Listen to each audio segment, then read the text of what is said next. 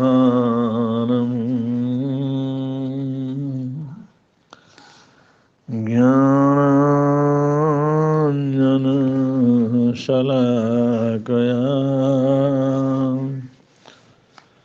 चक्षुरुन्मिलितं येन तस्मै श्रीगुरवे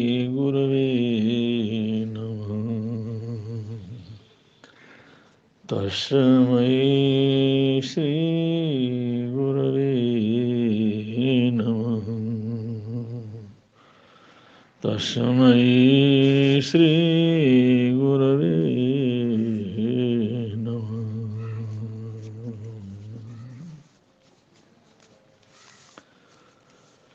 गुरु को वंदन, ज्ञान को वंदन। कुछ जानकारियां सबको ही लेना चाहिए। हमारे देश के प्रथम प्रधानमंत्री जवाहरलाल नेहरू, उन्होंने जय किसान का नारा दिया। अगर हमारा देश के किसान समृद्ध होंगे, वो मेहनत करेंगे, परिश्रम करेंगे, सब प्रकार की समृद्धि हमारे पास कृषि की समृद्धि होगी। क्योंकि सबसे पहले तो अन्न की ज़रूरत है, भोजन की ज़रूरत है। सारी ज़रूरतें तो बाद में शुरू होती हैं, सबसे पहले तो अन्न है।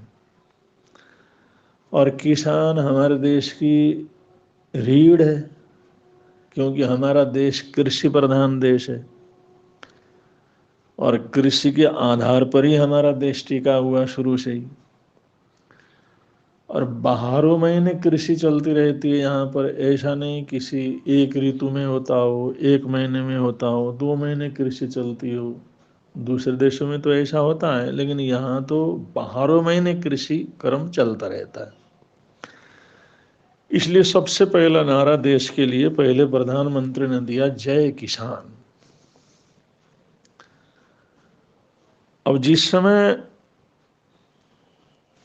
दूसरे प्रधानमंत्री लाल बहादुर शास्त्री आए, उन्होंने 62 की लड़ाई में फौज की, जवानों की, वीर बहादुर फौज होना कितना जरूरी है, कितना आवश्यक है, इस चीज को तहरील से अनुभव किया कि हमारी सेना के कमजोर होने के कारण कितना बड़ा मूल्य हमारे को देश को चुकाना पड़ा। इसलिए उन्होंने एक नया नारा दिया, जय जवान। तो ये हमारा देश का नारा बना, जय किसान जय जवान। और यही चलता रहा, यही चलता रहा लंबे समय तक। ये नारा चलता रहा।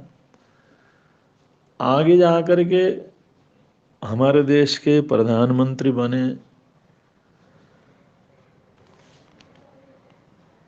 और प्रधानमंत्री पद को सुशोभित किया अटल बिहारी वाजपेयी ने।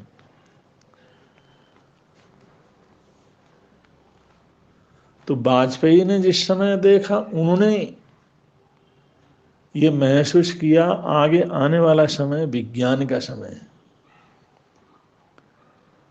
वैज्ञानिक हथियारों का समय है, परमाणु ऊर्जा का समय है। इसलिए कोई भी देश इसका इजाजत देने वाला नहीं था, फिर भी उन्होंने परमाणु विस्फोट करवाया, उसका परीक्षण किया और हमारे देश को परमाणु शक्ति के अंतर्गत लेकर के आए। और ये विज्ञान जगत का एक बहुत बड़ा नारा था, बहुत बड़ी सफलता थी। और उन्होंने आगे देखा, विज्ञान ही आज सारे जगत को बांध के रखता है और वैज्ञानिक चीज़ें दिन दुनी रात चौगुनी आगे बढ़ रही हैं। तो ये नारा अब तक चलता रहा, जय किसान, जय जवान, जय विज्ञान। और आज हमारी सरकार या हमारे वर्तमान प्रधानमंत्री नरेंद्र मोदी ये विज्ञान के वैज्ञानिक साधनों का प्रयोग कितना अधिक हम कर सकते हैं, तो देश का हर नागरिक, गरीब से लेकर के अमीर से अमीर तक, सब कंप्यूटर के अंदर जुड़े, विज्ञान के अंदर जुड़े, डिजिटल इंडिया के अंदर इनका जुड़ाव हो। क्योंकि आज का सारा काम देश ने देखा, ऑनलाइन स्कूल चल रही हैं, ऑनलाइन क्लासें चल रही हैं, ऑनलाइन मीटिंग चल रही हैं, ऑनलाइन कॉलेज चल रही हैं, और बड़ी बड़ी जो है कंपनियां वो ऑनलाइन चल रही हैं, बड़ी से बड़ी फैक्ट्रियां ऑनलाइन चल रही हैं। आज ऑनलाइन का जमाना है, तो मैंने विज्ञान का एक चरम उत्कर्ष चल रहा है। तो वैज्ञानिक खोज, वैज्ञानिक साधनों को अपने देश में ही निर्मित करना और स्वदेशी वैज्ञानिक साधनों को पूरी तरह से आगे बढ़ाने के लिए आज की सरकार लगी हुई है। और उसी तरह से इतने प्रयोग चल रहे हैं, जिधर भी देखो आज विज्ञान का प्रयोग है। ये मैं इसलिए कह रहा हूं कि आज हमारे पास सिर्फ संपत्ति है या सिर्फ वैभव है या सिर्फ सेना है, उससे काम चलने वाला नहीं है। क्योंकि अभी इसी हफ्ते, इसी पक्ष में पूरी दुनिया दो हिस्सों में बंट गई यूक्रेन को लेकर के। रूस यूक्रेन को अपने कब्जे में करना चाहता है। अमेरिका कहता है नहीं, किसी भी कीमत के ऊपर तुम यूक्रेन को अपने कब्जे में नहीं ले सकते, उसकी स्वतंत्रता को तुम नष्ट नहीं कर सकते। अगर यूक्रेन के ऊपर कुछ भी किया तो हम सीधे लड़ाई करने के लिए आएंगे। अब ये रूस और अमेरिका का लड़ाई झगड़ा ये इतना बढ़ गया, दोनों तरफ के हथियार, दोनों तरफ की सेना, दोनों तरफ के लड़ाकू विमान, दोनों तरफ के लड़ाकू बेड़े, जो परमाणु युद्ध करने के लिए तैयार होकर के आमने सामने आ गए। तो ये हुआ, आज युद्ध शुरू हुआ, कल युद्ध हुआ, परसों युद्ध शुरू हुआ, ऐसी हालात हो गई। और सारी दुनिया के देश दो हिस्सों में बंट गए। एक तो रूस के पक्ष में, जैसे चीन है, और भारत ने भी रूस की तरफ का रुख किया, और पाश्चात्य जितने भी देश हैं वो सारे अमेरिका के साथ।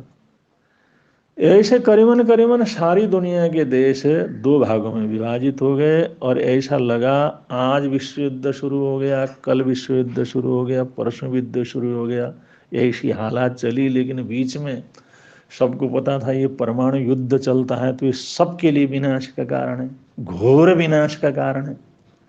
इस विनाश से बचना बहुत कठिन काम है। इसलिए बड़े प्रयत्न चले किसी भी तरह से रूस और अमेरिका का ये पूर्व और पश्चिम का टकराव कम हो। अब इससे थोड़ा सा राहत मिली, कल के दिन ही राहत मिली थी, भाई सेनाएं धीरे धीरे पीछे हट रही हैं, न गोली चली, न सैनिक लोग आपस के अंदर लड़े। फिर भी इस समय आज यूक्रेन के अंदर हाहाकार मचा हुआ।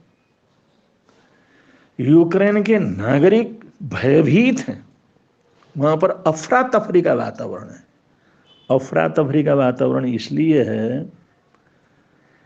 कि यूक्रेन के ऊपर वहां के रक्षा मंत्रालय और विदेश संस्कृति मंत्रालय और अनेक बैंकों समेत देश के 10 वेबसाइट के ऊपर हैक हो गया, वो चलना बंद हो गए, वेबसाइटें बंद हो गई।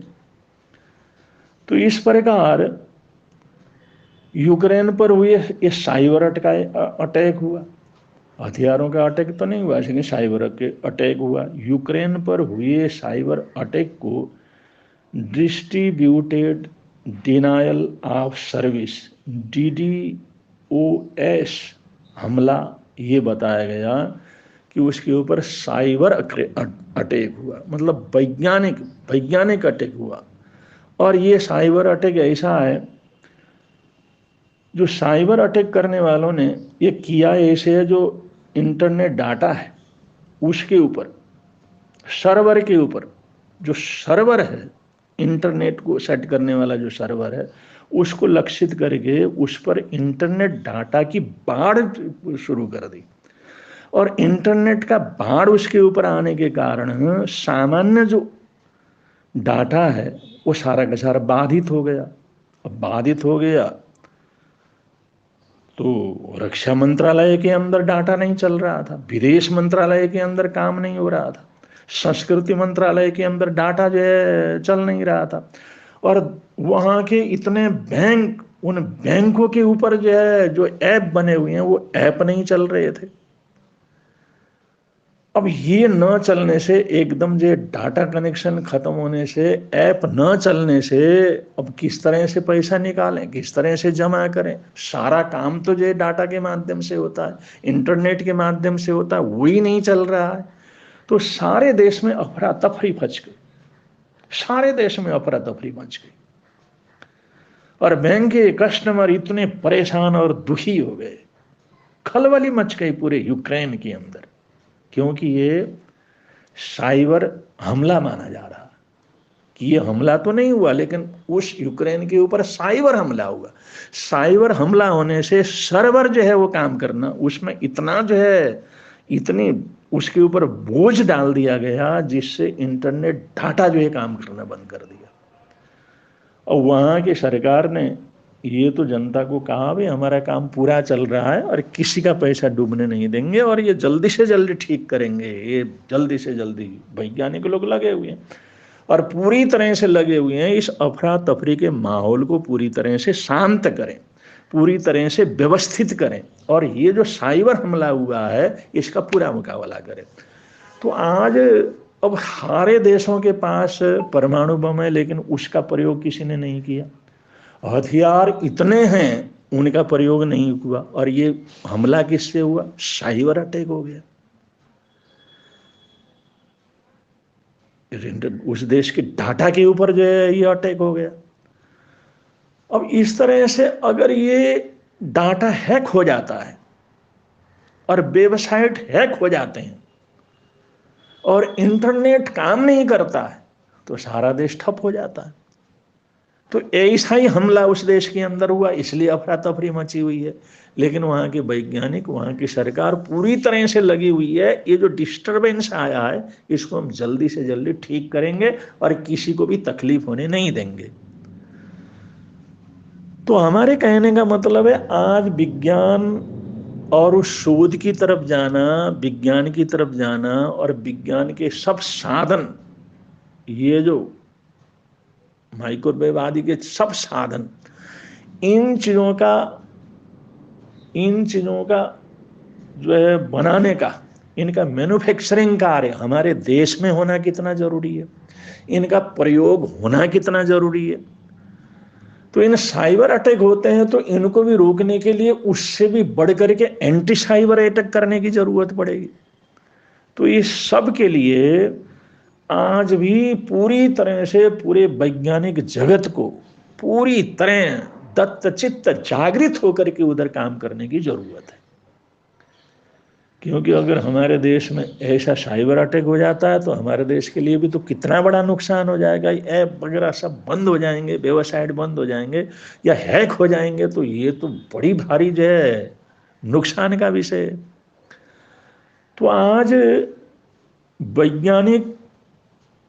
वैज्ञानिकों के लिए जो ज़्यादा से ज़्यादा व्यवस्था देना, उनको सुविधा देना, और ये सारा का सारा शोध और ये सारा का सारा खोज, इसको ज़्यादा से ज़्यादा बढ़ाना कितना आवश्यक है। तो यही तो चीज़ है जिसको जय विज्ञान कह करके जो अटल बिहारी वाजपेयी ने कहा था, आगे तो विज्ञान का युग है और हमारा वैज्ञानिक धरातल जितना मजबूत होगा, वैज्ञानिक जगत में हम जितने आगे बढ़ेंगे, जितने वैज्ञानिक शोध होंगे, जितने रिसर्च होंगे, और हमारा युवा वर्ग जितना इस तरफ लग करके आगे बढ़ेगा, तभी हम देश को सुरक्षित रख सकते हैं, तभी हम सुरक्षित रह सकते हैं, तभी हमारा अस्तित्व बच सकता है।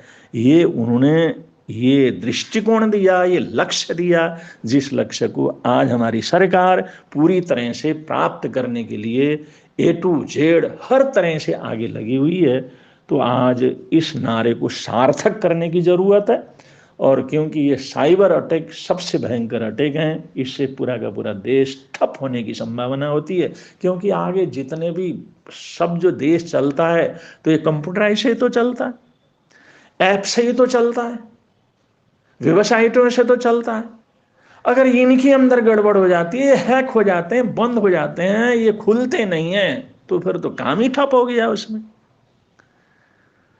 तो उस समय जो जय विज्ञान का नारा दिया था, और आज जिसका प्रयोग हमारे ये बड़े बड़े महाशक्ति लोग कर रहे हैं, तो इससे हमारे को समझना पड़ेगा कि ये कितनी बड़ी आवश्यकता है और इस दिशा के ऊपर कितनी तेजी से काम करने की जरूरत है, जिससे देश की जो है रक्षा व्यवस्था है, या विदेश नीति है, सांस्कृतिक संरक्षण है, या बैंकों का संरक्षण है, ये सारा का सारा हमारे देश की जो व्यवस्था है, वो व्यवस्था बराबर बन करके चले।